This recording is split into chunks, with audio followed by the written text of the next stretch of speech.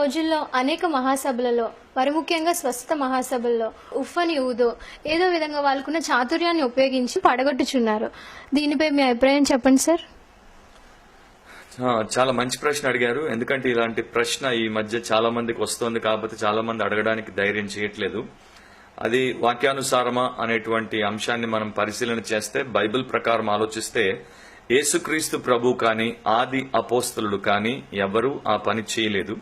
అయితే దీని వెనకాల కొంత చరిత్ర ఉంది. నేను బ్రీఫ్ గా ఆ చరిత్రను మీ ముందు పెడతాను. అది మీరు అర్థం చేసుకోగలిగితే దీని బ్యాక్గ్రౌండ్ ఏంటో మీకు అర్థమవుతుంది. 1800 సంవత్సరాల వరకు సంఘ చరిత్రలో ఇది ఎక్కడా జరగలేదు. అక్కడక్కడ అడప ఇలాంటివి కొన్ని జరిగినప్పుడు ఆ సంఘటనలను కొంతమంది అపార్థం చేసుకుని ఇది పరిశుద్ధాత్మ కార్యము అని అనుకున్నారు. కాకపోతే బైబిల్ ప్రకారం మనిషి ఒక రీతిలో పడిపోవడం, ముఖ్యంగా వెనక్కి పడిపోవడం అనేది దేవుని యొక్క తీర్పుకు గురైనప్పుడు వెనక్కి పడినట్టు బైబిల్ వాక్యంలో మనం చూస్తాం. రెండవది, దయ్యములు పట్టినటువంటి వారు పడిపోవడం, వారు దొర్లడం, వారు నానా రకాలుగా చేష్టలు చేయడం, కేకలు వేయడం, ఇవన్నీ కూడా మనం చూస్తాం. అయితే 1850 ఆ ప్రాంతం తరువాత ఇది ప్రారంభమైంది. ముఖ్యంగా దీన్ని ఎక్కువగా ప్రాచుర్యంలోనికి తీసుకుని వచ్చినటువంటి ఒక స్త్రీ, అమెరికా దేశంలో మరియా వుడ్వర్త్ ఎటర్ అనేటువంటి ఒక స్త్రీ. ఆమెకు ట్రాన్స్ ఇవాంజలిస్ట్ అనే నిక్ నేమ్ కూడా ఇవ్వబడింది. ఆమె తన మీటింగ్స్ లో నిలబడి ఊగేది. ఆ తరువాత గంటల తరబడి అలాగే నిలబడి ఊగేది. సో ఆమె సభలకు వచ్చినటువంటి వారు దాన్ని ఒక దైవ కార్యంగా భావించి వారు కూడా అలాగే చేసేవారు. ఆమె మనుషుల మీద చేతులుంచి ప్రార్థన చేసినప్పుడు వారు పడేవారు. సో అది పరిశుద్ధాత్మ కార్యమని బాగా ప్రాచుర్యంలోనికి తీసుకుని వచ్చారు. ఆమె తరువాత ఆమె యొక్క ఫాలోవర్, లేకపోతే ఆమెను అనుసరించినటువంటి మరొక ప్రముఖ సువార్థికురాలు అమెరికాలోనే ఆమీ సింపుల్ మెక్ఫర్సన్ అనేటువంటి స్త్రీ కూడా దీన్ని అమెరికా దేశం అంతటా బాగా ప్రాచుర్యంలోనికి తీసుకుని వచ్చింది.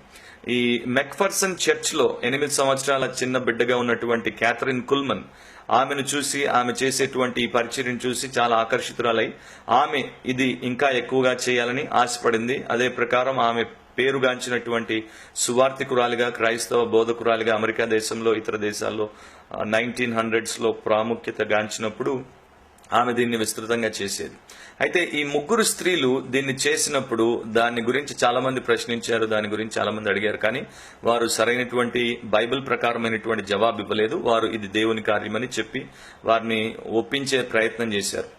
క్యాథరిన్ కుల్మెన్ యొక్క అనుచరుడిగా గుర్తింపబడినటువంటి, సొంతగా ఒప్పుకునేటువంటి బెన్నీ హిన్ దీన్ని టెలివిజన్ ద్వారా, ఆయన క్రూసేడ్స్ లో కావచ్చు, టెలివిజన్ ద్వారా కావచ్చు, ప్రపంచంలో చాలా మంది గమనించేటువంటి ప్రాచుర్యంలోనికి తీసుకుని వచ్చాడు.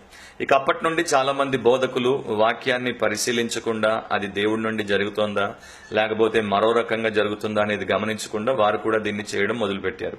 అండ్ ఇది చేయడానికి మరొక బలమైనటువంటి కారణం ఏంటంటే, ఎప్పుడైతే ఒక సేవకుడిలో శక్తి ఉంది అని మనుషులు గమనిస్తారో అప్పుడు మనుషులు ఆ సేవకుడి మీద గురిని పెంచుకుంటారు, ఆ సేవకుడిని అభిమానించడం మొదలు పెడతారు, అతనికి అనుచరులుగా మారిపోతారు. కనుక ఇది ఒక బలహీనత అని కూడా మనం చెప్పుకోవచ్చు.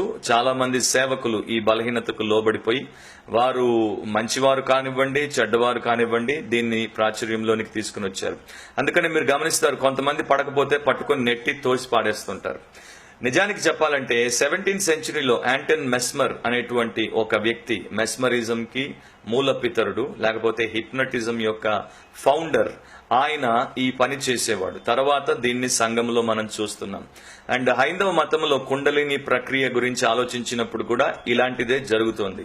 సో బైబిల్ పండితుల యొక్క అభిప్రాయం అండ్ వాక్యానుసారంగా నేను కూడా బలంగా నమ్మేటువంటి విషయం, ఇది దేవుని వలన జరిగేటువంటిది కాదు, ఇది మరో రకంగా జరుగుతున్నది. సో దాన్ని మనం ఎంకరేజ్ చేయకూడదు అండ్ దాన్ని మనం విశ్వసించకూడదు. 1 కొరింథీ 14వ అధ్యాయం ప్రకారం ప్రవక్తల ఆత్మలు వారి స్వాధీనంలో ఉన్నాయి. సో పరిశుద్ధాత్మ చేత నింపబడినటువంటి వ్యక్తి అలా వశము తప్పి పడిపోవాల్సిన అవసరం లేదు. రెండవది, నేను విదేశాల్లో కొన్ని ఇంగ్లీష్ చర్చెస్ లో గమనించింది ఏంటంటే, అక్కడ స్త్రీలు మరి ఫ్రాక్స్, స్కర్ట్స్ వేసుకుని సంఘాలకు వస్తారు. అలాంటి వారు ఇలాంటిది జరిగినప్పుడు, సంఘాల్లో పడిపోయినప్పుడు వారికి వెంటనే ఆ యొక్క వస్త్రాన్ని కప్పేవారు అందుబాటులో లేకపోయేసరికి వారి వస్త్రాలు పైకి పోవడం, అసభ్యకరమైనటువంటి సన్నివేశాలు అక్కడ కనిపించడం. మరి నా ప్రశ్న ఏంటంటే, పరిశుద్ధ సంఘంలో పరిశుద్ధాత్ముడు ఇలాంటి పని చేస్తాడా? దాని ద్వారా వచ్చే ప్రయోజనం ఏంటి?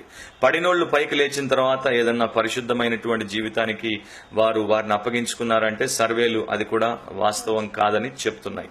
సో ఇది దేవుని యొక్క కార్యం కాదని మాత్రం మనం పూర్తిగా విశ్వసించవచ్చు. ఎలాంటి గొప్ప వ్యక్తి, ఎంత పేరున్న వ్యక్తి అయినా ఇది చేసినంత మాత్రాన నమ్మాల్సిన అవసరం లేదు. బెరియన్ భక్తులు పౌలు శీలలు బోధించినప్పుడు పోయి వాక్యాన్ని పరిశీలన చేసి చూసుకున్నారు. అదే ప్రకారం ప్రతి ప్రక్రియకు వాక్య ఆధారం ఉందా లేదా అనేది మనం చూసుకోవాలి. యేసు ప్రభు చేయలేదు, ఆది అపోస్తలులు చేయలేదు, కనుక ఇది మనకు అక్కర్లేదు.